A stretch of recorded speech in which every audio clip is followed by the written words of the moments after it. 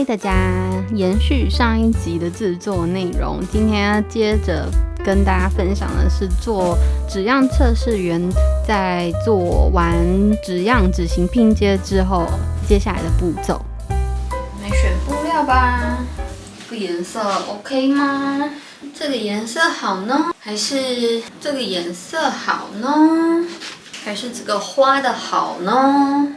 还是要黑色薄纱加蕾丝呢？我觉得这个蕾丝好像不够，所以可能要拼接这个薄纱，好像不太适合。还是就是薄纱，他应该会傻眼吧？我怎么会选这种布料？应该不是这一款，这个要收起来。做这样的纸样测试，其实不一定要拿花布来做，你可以先用胚布来做一件样衣，然后试试看这一个剪裁是不是 OK 的，再用花布来做。但是因为我想要节省时间上的成本，所以就直接选用了花布。原因非常简单，就是因为我非常相信这个设计师的能力是足够到达那个地步的，所以我就很放心的去用花布来做测试。而且手上这一块布，印象没记错的话，大概2-3块美金左右而已，所以就按照他的指示，把所有需要的布块剪裁出来，然后我还额外用剩余的布料剪裁出另外一件上衣。Pilates 又下课了，我好像很少在 vlog 上面记录这个，觉得爱上 Pilates， 但是我觉得环境跟老师也很重要。虽然很喜欢那种就是专心上课不聊私事的老师，但是就偶尔会希望多一点连结感，就是在上课的时候，他可能会说哦，这是我最喜欢的一个伸展或者是什么的，但是刚好遇到的这几个老师就是都没有这样子。礼拜三那个还不错，礼拜三那个就是会对我来说啦，我会比较多连接，但事实上也是上课下课，然后就离开，也没有什么多聊，想要交个当地的朋友的感觉吧。好，回家了，明天要继续来上课，明天跟朋友一起来，又是全新的一天。我好像裁接错了，就是差这么一点点，但我就是已经剪了，所以没有办法复原这个状况。我自己在裁切布料的时候，都会先抓好它的长度，然后再来做这些细节的剪裁。结果呢，我就这样子，这里的长度 OK 对齐，这里的长度 OK 对齐，然后没有发现这个地方其实比较长，所以要么就是从这里下手，因为这边真的只有一点点，然后就改一下这个 pleat 的长度，又或者我把这个东西整个这样降下来，然后剪短整个裙子的长度。其实我还有剩很多，也没有到很多啊，我就是还有一些足够的布料是可以好好剪裁的，但是那时候就是想说这样比较快，所以还是要听一下他的那个排版的建议比较好。我大概还有这个长度的布料，所以其实应该是绰绰有余的。我用上次就一改造的那个洋装的纸样来把剩下来的布料都剪裁好，想说可以这样做成一套一样的上衣，但是有不一样的裙子。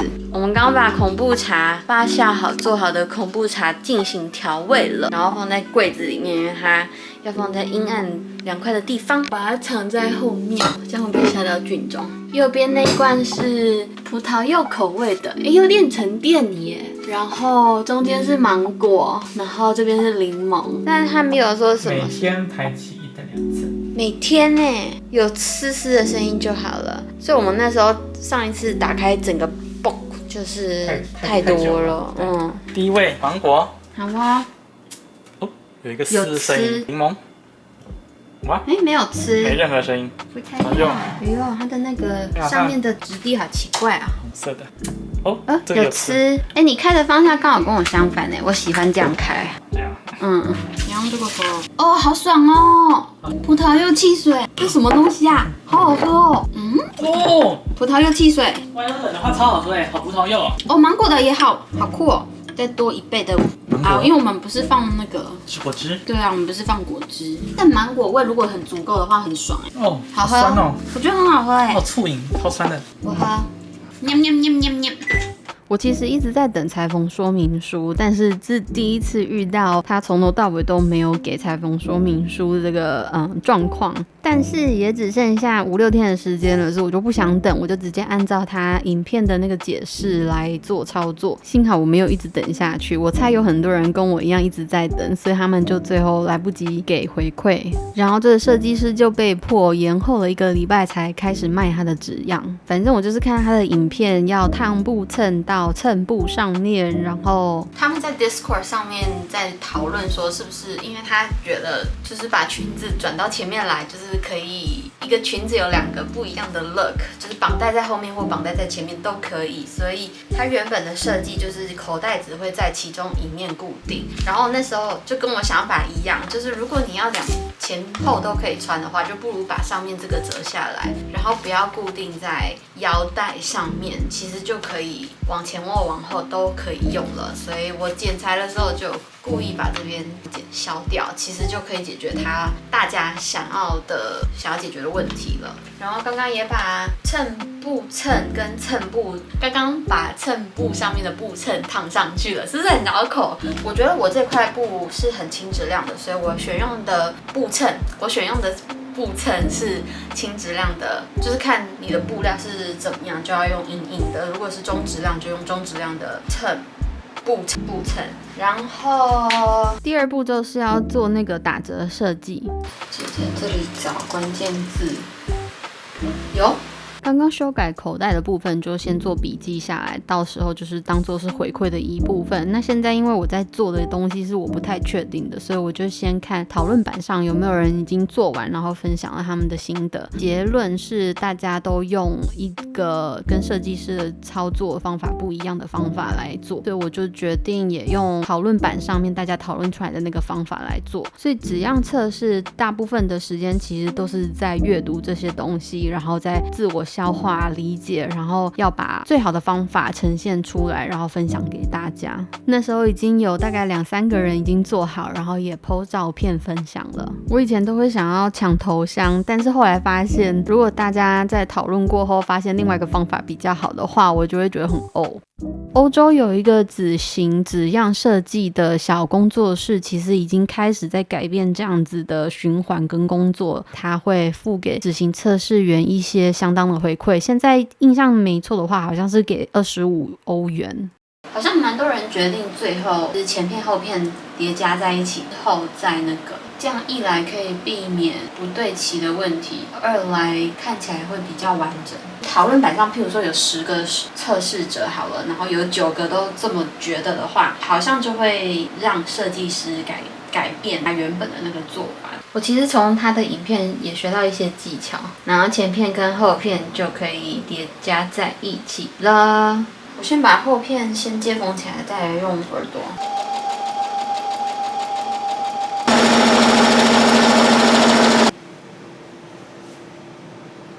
我觉得太透了，可能会需要加一些布在里面，但还不确定做出来是什么大小，所以我想说先做出来之后拍完照，再自己加衬布，或者是直接加再拍照也可以啦。他就说要把耳朵跟2侧的缝线先接起来。我之后有看到一个回馈说他是一个初学者，然后在做这个腰带配对数字的时候，感觉好像没有太直觉式，让他有点困扰。所以像这样子类型的小问题，其实都可以跟设计师聊聊，因为你的感觉其实对他来说也很重要。如果变得很难操作、很不直觉式的操作的话，其实对设计师来说都是一个可能会卖不好的原因。我也是做完之后在那边怀疑了一下，想说这样子到底是不是对的。总之我先把腰带这边做完，然后我就可以衔接这个裙子了。缎带做完了，我需要6条，现在几条？1、2、3。Oh no！ 我应该要自己分的哦，算了。等一下再多做1条。它这个分享我觉得蛮有用的，我之前好像有分享过，就是按住上面那一条线，可是你可以直接调整这个松紧就可以了呀，就是调整它的 tension， 然后调增长调最长就可以了，就可以做抓皱了。有这个手指放在后面，这个我也有试过，就很方便。现在裙子做好了，电池快没电了，裙子做好了，上衣做完，然后在后面放一个拉链，然后因为已经做过了，所以我就不拍这个过程了。我也要去充这台相机的电池了。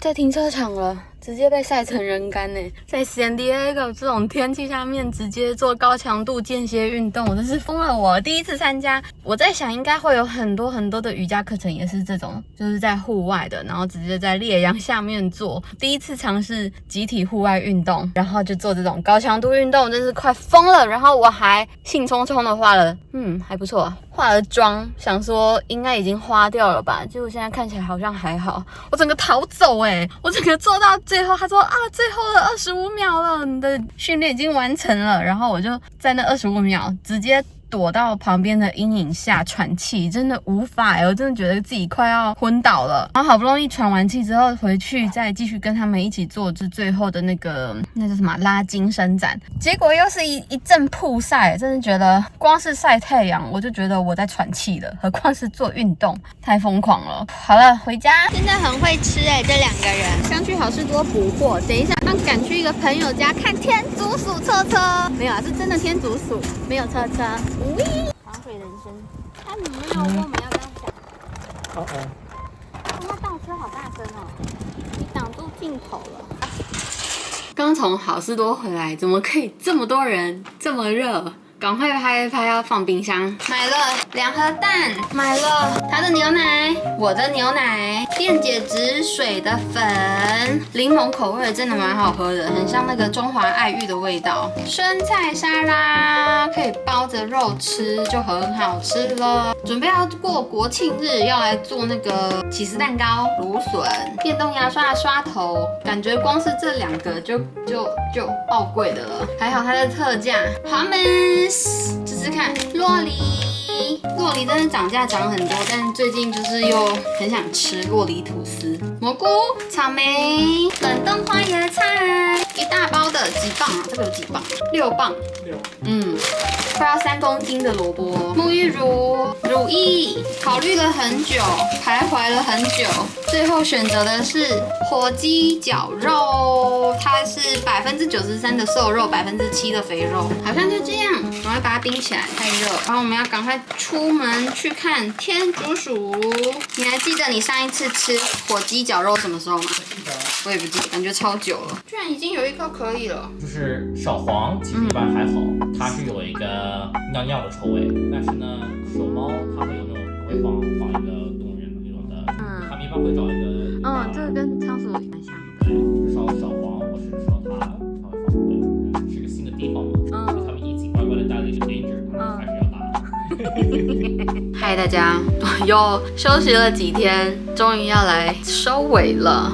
就是影片就是散落各地的感觉。最后做完裙子之后，我休息了1天左右吧，先把布料裁切好，然后再花了1天的时间就把上衣做好。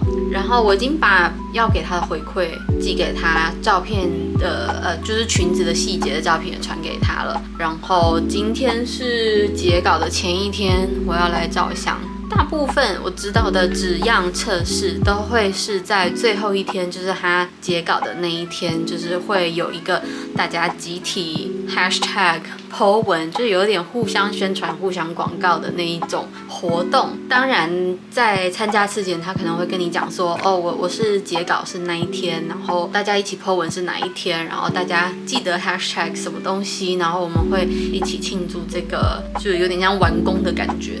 但是这个法国设计师呢，他没有把日期讲得很明确，他就有说30号截止，不知道是指回馈截止，还是照片要传给他，还是大家要一起在那一天 po 文，都不知道。但是为了保险起见，今天已经29号了，我还是先把照片拍一拍，然后赶快把那些细节写一写。大部分的人在 po 文的时候，都会先就是感谢他选我们啊，然后有些小细节我很喜欢啊，然后希望下次可以再次合作啊，都讲得蛮客气的。然后再来就是开始写说我用什么布料，我最后选什么尺寸，做了哪些修改，然后在缝纫上遇到一个问题，这边讲得不够清楚，然后我是初学者，所以这边我就是刚开始没有听得太懂，然后看了影片之后怎样，影片哪里呢有讲错、出差错什么什么的，大概就是这样子的一个回馈。然后有人会选择把回馈复制贴上，直接在 po 文就是庆祝文下面就直接接 po 就是他做了哪些修改，但有些人就是会直接跳过那些部分，就只有写说很高兴可以参与，然后他们现在已经完工了，然后现在在哪一个网站有贩卖这样子而已。我还不知道他到底是想要怎么样，但就是先把照片处理好。如果明天看到大家 po 文的话，我就赶快按送出这样。上衣的部分，我觉得做的还蛮合身的，就是跟上一集的那个小碎花的上衣是一样的，只是那一集在这边做荷叶边，但这一集选择在下面加一点点，整个颜色搭起来有点让我觉得像一根萝卜的感觉，就很橘黄黄的，就是这样。然后后面长这样，它的这个绑带设计说是可以当后面的，也可以让它转到前面来。我自己是觉得搭这一件上衣的话，转到前面来有点奇怪，所以就把它留在后面。其实这做纸型测试的时候，纸样测试的时候，我最讨厌的环节就是照相，每次都是拖到最后一刻才在那边照。所以现在呢，就是把手机架好了。其实状态好的时候，我会选择找一个景在外面拍，可是最近非常的热，不知道为什么最近没有那个心情去外面拍，觉得自己像一根萝卜吧。好啦，我们来照相吧，是很不甘不愿的感觉。来照相，遥控器塞口袋就好了，灯光不够，那手。有没有好一点？没有哦，好很多。OK， 在申请的时候，他都会问你愿不愿意让他放你的照片，所以这些照片我觉得应该就是要呈现在买家前面的，所以我都会比较认真对待一些。完成了，完成了！大家要看一下吗？我先贴了这边，然后跟他讲了我的基本的资料之后，还有我选用的布料，然后跟他说我做了一些不一样的事情，然后附了一些图片，大概就是一个比较细节的东西。然后其实不是每个人都这么做，但因为我想说我做的不一样，所以我就给一下，然后你就可以看到别人的回馈啊，跟他们的作品。然后你们现在看到这部片的时候，它应该已经上架了，所以如果大家有兴趣想要买这个纸样的话，可以去这个链接来买。找到了，哒哒哒！整个早上都在忙这个，就给他一些正面照、侧面照跟背面细节的部分，大概就是这样子吧。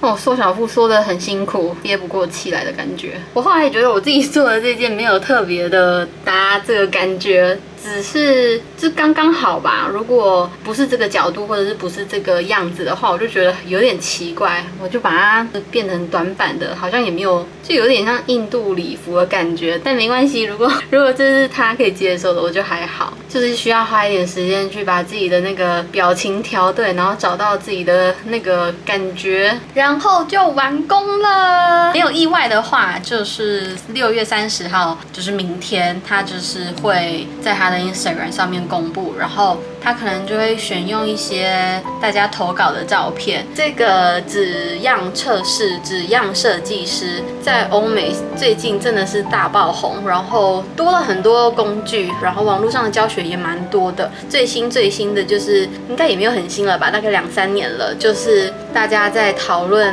直接投影，就是你不用列印那些纸样了，直接投影纸样在布料上，然后你就直接放在把切割垫放在布料下面，然后投影机定位，就直接滚刀滚过去，好像就很快。我其实一直很想要往这个方面走，然后说不定可以做出一些中文版的测试，纸样测试给大家玩玩之类的，但就是还没有到那个地步。